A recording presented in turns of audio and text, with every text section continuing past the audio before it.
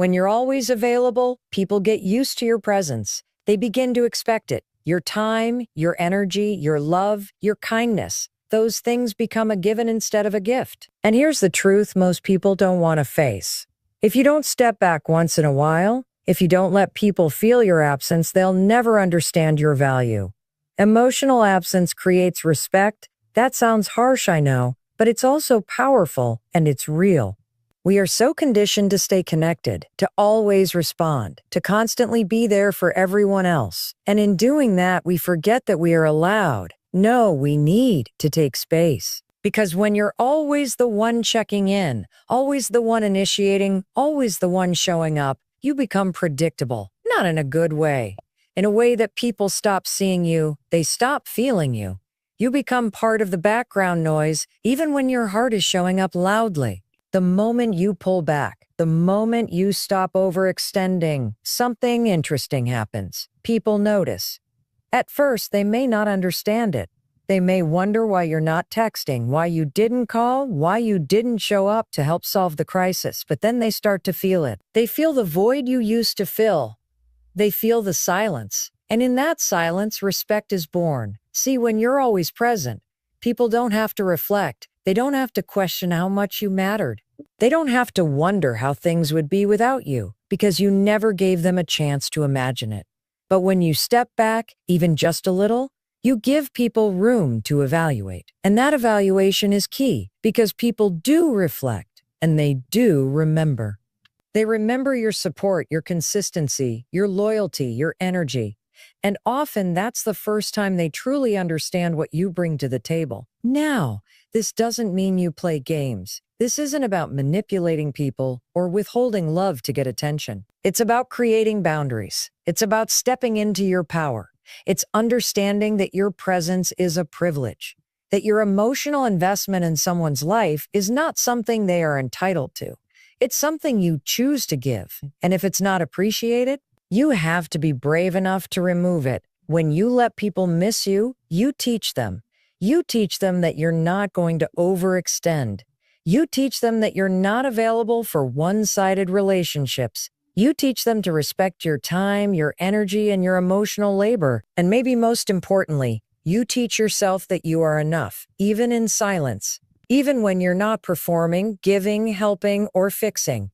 Because here's the secret. The people who truly value you, they will feel your absence deeply. They'll reach out. They'll step up. They'll miss your laugh, your voice, your advice, your presence. And the ones who don't, they'll fade away. And that's a gift too, because you no longer have to wonder where you stand. You no longer have to chase people who only notice you when you're loud, available, and convenient. Letting people miss you gives you clarity. It filters out the noise. It reminds you that your power doesn't come from being everywhere for everyone. Your power comes from knowing your worth, even when you're not being acknowledged. So if you're feeling exhausted, overlooked, or underappreciated, step back, say less, do less, pull your energy inward, stop explaining, stop proving, and just watch what happens. Let the silence speak for you. Let your absence communicate what your words never could.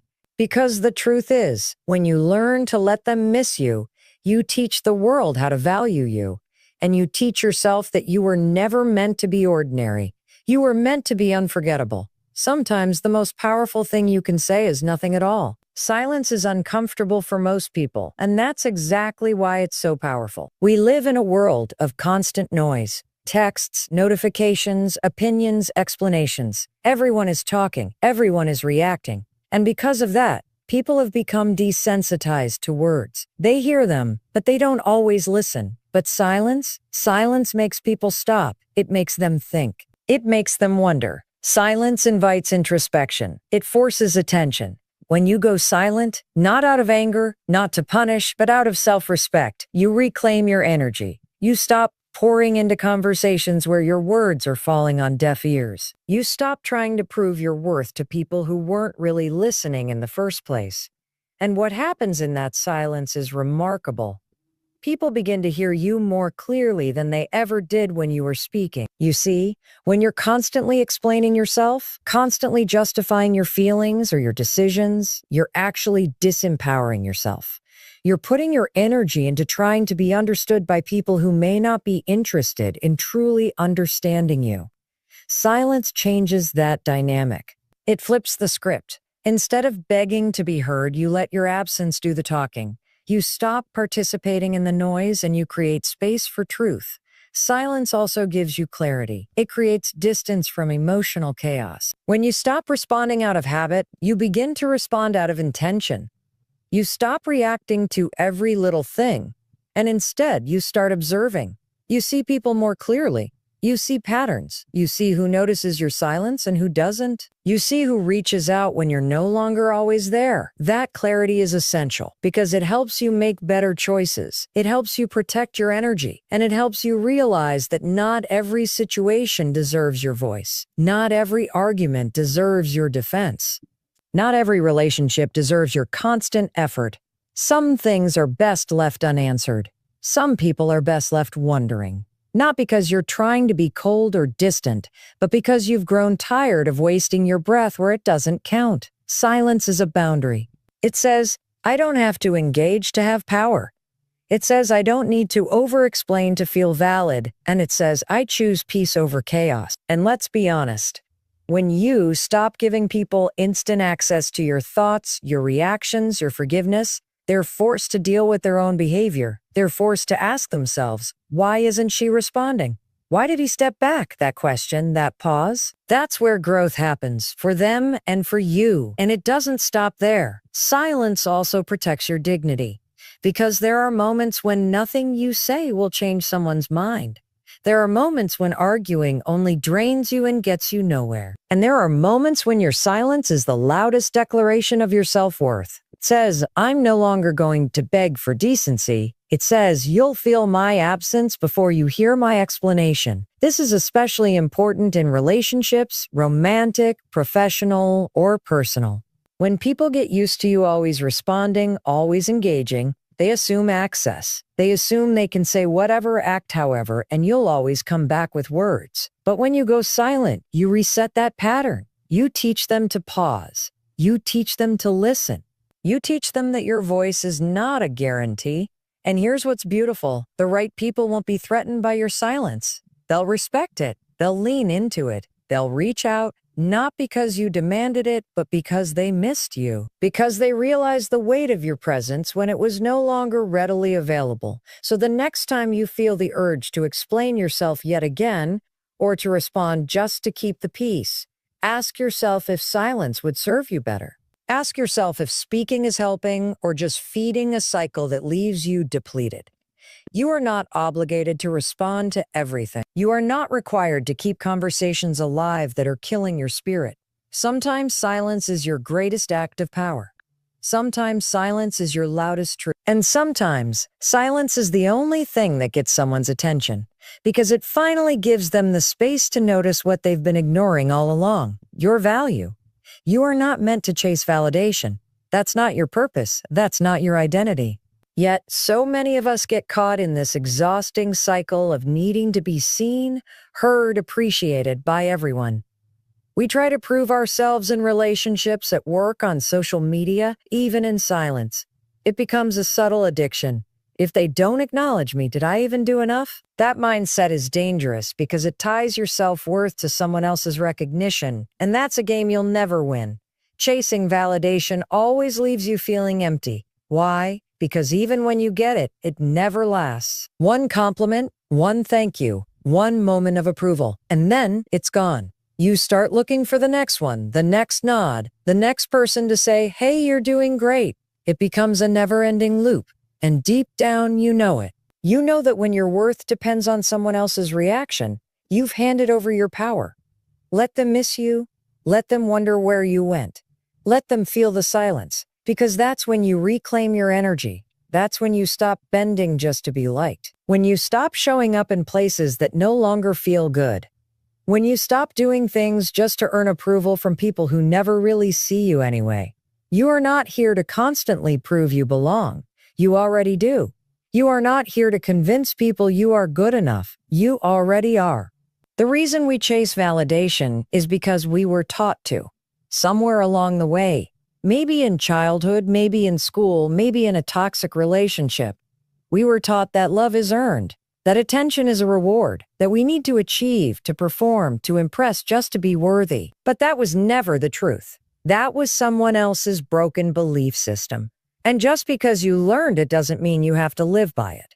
Breaking that cycle means getting comfortable with not being liked all the time. It means being okay when someone misunderstands you.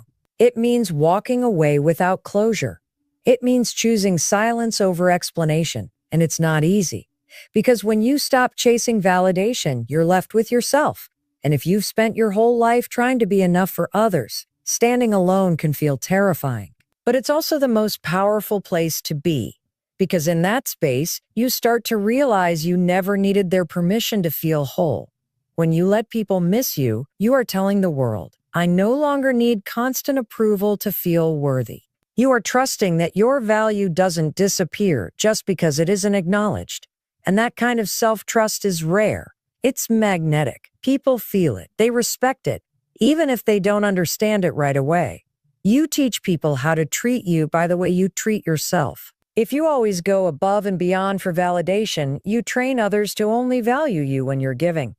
But when you start showing up from a place of self-worth, not needing anything in return, you change the dynamic. You become grounded, centered, clear. And that's when the right people are drawn to you. Not because you're trying to be impressive, but because you're authentic, you're real. This doesn't mean you stop caring. It doesn't mean you become cold or detached. It means you care without attaching your identity to someone else's reaction. It means you give love freely, but you don't lose yourself in the process. It means you share your light, but you don't dim it just to make someone else comfortable. Let them miss you. Not because you're playing hard to get, but because you've stopped needing to be gotten. You've stopped needing constant feedback to feel secure. The people who truly matter will see your worth, even in your absence. And the ones who don't, let them go. You don't need to convince them. You don't need to chase them. You don't need to perform for them. You just need to be. Because the moment you stop chasing validation is the moment you start living from truth. And truth doesn't need applause. It stands on its own. Quiet, solid, unshakable. Just like you. Distance highlights impact. It's only when you step away that people begin to truly see what you brought into their lives. While you're there every day, giving, supporting, showing up, your presence becomes something they assume. They stop noticing the little things you do. They stop appreciating the effort you make. And not because they're bad people, but because familiarity often breeds complacency. Human nature gets comfortable, but distance shakes that comfort. It disrupts the rhythm, and in that disruption, clarity begins to form. When you're constantly around, when you're always involved, when you never give people the chance to feel what life is like without you, they don't fully understand your value. You can tell them how much you care. You can explain how much you contribute. But sometimes words don't land. Sometimes, the only thing that makes someone truly understand your worth is your absence. Not because you're trying to be dramatic or manipulative, but because space creates contrast. Contrast creates awareness. Think about it. You never realize how much light a candle brings into a room until the flame goes out. You never fully appreciate peace until you've experienced chaos, and you often don't know the full weight of someone's presence until they're no longer in the room. Your energy, your love, your support, it leaves a mark. But that mark becomes more visible when you're not constantly filling the space. When you take a step back, the echo of what you gave gets louder. And the truth is, people remember how you made them feel. That memory lingers. When you're no longer present in the way you used to be, those feelings come rushing back. They start to realize, wow, I didn't notice how much they were carrying, or I didn't realize how good it felt to have them around. That realization is powerful. It creates accountability. But it also creates deeper respect. But to let distance highlight your impact, you have to be willing to let go of control. You have to resist the urge to always be the fixer, the pleaser, the one who makes everything okay. You have to be strong enough to pull back, even when it feels scary. And it will feel scary because there's a part of you that worries. What if they don't notice? What if they don't care? But here's the thing. If your presence didn't matter, your absence wouldn't either. And if it doesn't, that's not rejection, that's redirection. That's information. That's information. That's truth you needed. Letting distance do its work also means releasing the need to chase clarity through conversation. Sometimes stepping back gives you answers you couldn't get with words. You see who checks in when you're quiet. You see who values the relationship enough to reach across the space. You see who was only there when you were doing the heavy lifting. And while some of those realizations may hurt, they also heal because they free you from dynamics that were never mutual. They give you permission to stop showing up in places that were draining you. You don't need to force anyone to see your worth. You don't need to demand recognition. What you need is to stand still long enough to let people feel the void you leave behind. And if that void doesn't feel like much to them, that's okay. It just means you were pouring too much into something that wasn't ready to hold you. That's not failure, that's feedback.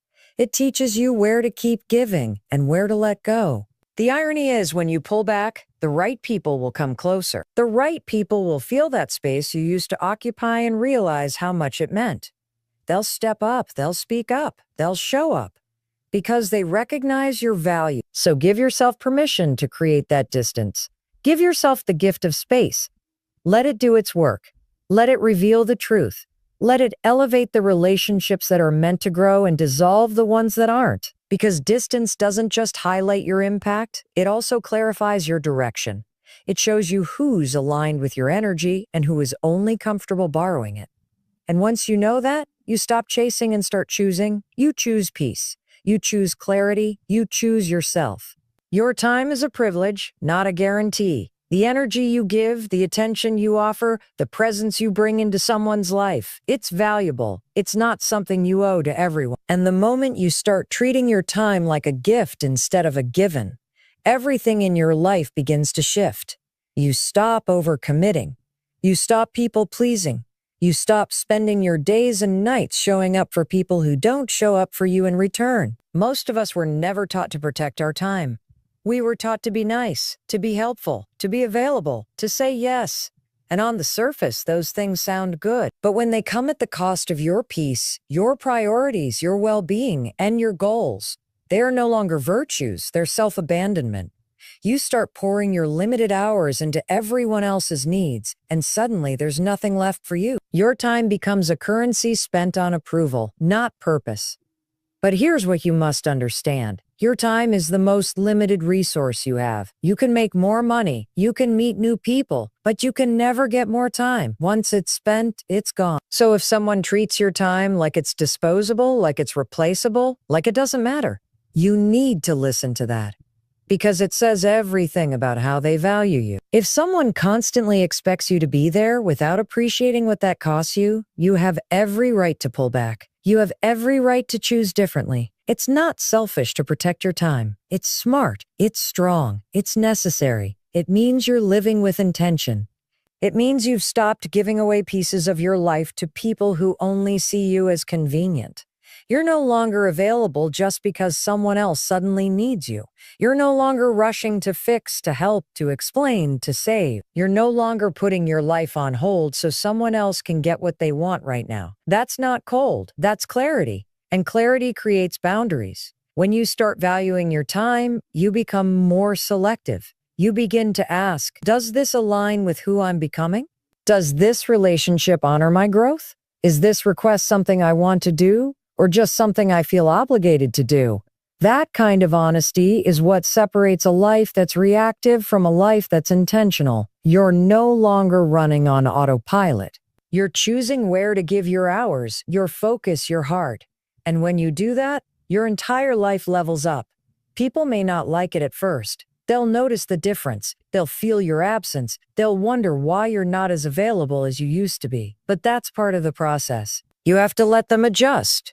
You have to let them sit with the discomfort of your boundaries. Because if someone only values you when you're overextending, that's not love, that's dependency.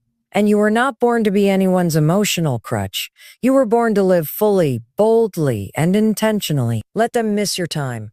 Let them feel the gap when you're no longer always there to solve, to show up, to soften the edges. Let them sit in the silence and reflect on what you used to give so freely. because that's when appreciation grows. That's when awareness happens. That's when people realize your presence is not a default. It's a decision you make every single day.